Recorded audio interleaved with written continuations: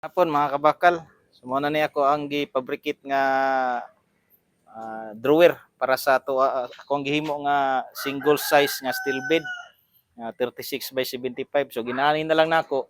Wala na ko siya gidugtong dire kay para kung gusto tagiya sa left side ibutang pwede ra. Kung sa right side ibutang pwede ra kay sa loob rin sa ilalom. So muna na siya ang drawer mga kabakal. Fabricate na nako.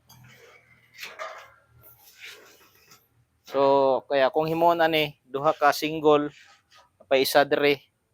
So maghimo pa pug og isa ni. So kani okay na ni siya.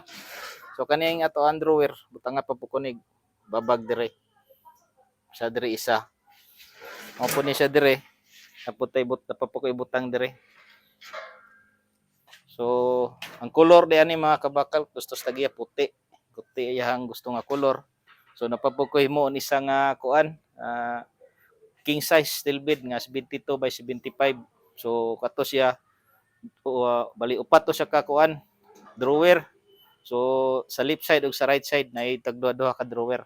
So kaning single size duha ra ka drawer. Pwede na siya ibutang sa left side, pwede pud sa right side kaya kung siyang gi-separate. So mo na ni siya mga kabakal. Limpyuhan na pud ni nako kinani siya.